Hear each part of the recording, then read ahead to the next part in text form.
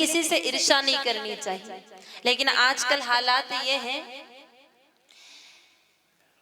कि आज हम ये विचार करते हैं कि हम दुखी रहें तो रहें, कोई बात नहीं, लेकिन पड़ोसी किसी सूरत में सुखी नहीं रहना चाहिए। आज तो लोगों की भावना इतनी खराब हो गई है कि अगर पड़ोसी 4 पहिए वाली गाड़ी लेकर के आए, 4 पहिए वाली गाड़ी पड़ोसी लाए, तो रात को 3 बजे तक नींद हमको नहीं आती, हमारा बीपी बढ़ जाता है। आधी रात को जाकर के उसके पहिए की हवा जब तक नहीं निकाले तब तक तो हमको चैन नहीं पड़ता है। आज हमारी भावना ऐसी हो गई है। एक बार मेरे भाई बहन, क्या हुआ, एक गांव में एक पंडित जी रहते थे। आपके गांव की बात नहीं कर रही हूँ, किसी दूसरे गांव में रहते थे। तो उन पंडित जी के सब काम बढ़िया चल रहा था, लेकिन कुछ समय ऐसा आया कि थोड़ी आर्थिक मंदी आ गई। आर्थिक मंदी जब आई तो विचार किया, अरे भाई किसी महात्मा जी के पास जाऊं, किसी संत के पास जाऊं, कुछ आशीर्वाद मिलेगा तो हो सकता है लक्ष्मी मैया की कृपा हो जाए। वो पंडित जी एक महात्मा जी के पास पधारे। महात्मा जी को जाकर के कहा, पंडित महात्मा जी आप कृपा करिए, थोड़ी लक्ष्मी मैया की कृपा नहीं हो रही है, आप थोड़ा कुछ उपाय बताइए जिसको करने से कोई मंत्र हो तो दे दीजिए, रट लूं जिससे मुझ पर थोड़ा लक्ष्मी जी की कृपा हो जाए। तो महात्मा जी ने आशीर्वाद दिया, कहा खूब प्रेम से भजन करो, बढ़िया कृपा होगी। कहा नहीं नहीं, कोई उपाय बताइए, कोई जादू कोई मंत्र हो तो बता दीजिए, शीघ्र लक्ष्मीपति बन जाऊं।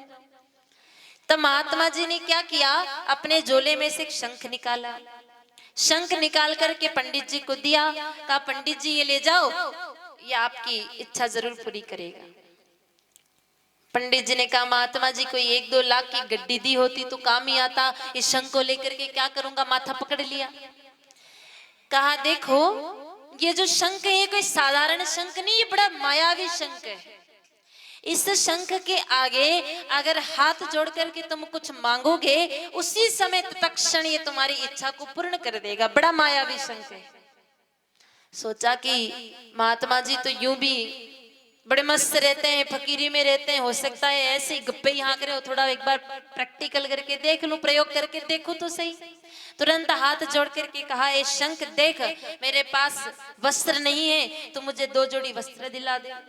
उसी समय 2 जोड़ी वस्त्र सामने उपस्थित हो गए। पंडित जी समझ गए कि वास्तव में शंख बड़ा जादुई है। आराम से बड़े प्रेम से मग्न होकर के उसको ले जाने लगे, लेकिन महात्मा जी ने रोका, पंडित जी रुक जाइए, पहले पूरी बात तो सुन लीजिए। ये शंख आपको तो भरपूर देगा, जो मांगोगे वो देगा, लेकिन याद रखना जो आपको मिलेगा उसका 2 गुना आपके पड़ोसी को मिलेगा। पंडित जी ने सोचा, रे भाई समस्या तो वहां की वहीं आकर के खड़ी होगी,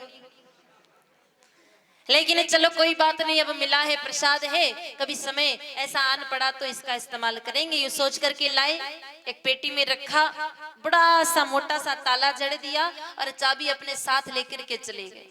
शहर गए पैसा कमाने के लिए। पंडिताइन को नहीं बताया, क्योंकि जानते हैं पंडिताइन को बताऊंगा पूरे गांव में ढिंडोरा पीट देगी और सारा मामला ही गड़बड़ हो जाएगा। चाबी अपने साथ लेकर के पधार गए शहर में। अब पीछे 6 महीने तक लौटे नहीं तो सारा राशन पानी खत्म हो गया, पैसा सारा खत्म हो गया। पंडिताइन ने सोचा, रे भाई पंडित जी न जाने कब आएंगे, बच्चे भूखे मर रहे हैं, अब क्या होगा। दिवाली की सफाई करते समय वो बड़ा सा संदूक नजर आया, उसमें बड़ा सा ताला जड़ा था। सोचा इतना बड़ा ताला है तो जरूर कुछ न कुछ अंदर खास बात है। उस ताले को तोड़ा, अंदर देखा तो शंख पड़ा है। कहा वाह रे वाह पंडित जी, इतना बड़ा ताला जड़ कर के अंदर ये रखा तो भी क्या रखा, शंख। अगर कोई पैसा ही रखा होता तो आज बाल बच्चे भूखे तो नहीं मरते। जैसे ही कहा पैसा, सामने पैसा उपस्थित हो गया। पंडिताइन जी समझ गई कि अभी ये जो शंख है ये कोई साधारण शंख नहीं है, तो इच्छा पूरी करने वाला शंख है।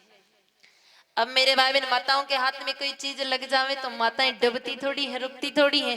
चल पड़ी गाड़ी उनकी, कभी सोना कभी चांदी, कभी गाड़ी, नौकर चाकर, दास दासियां, महल, बहुत सारा कुछ मंगा लिया, खूब उन्नति हो गई।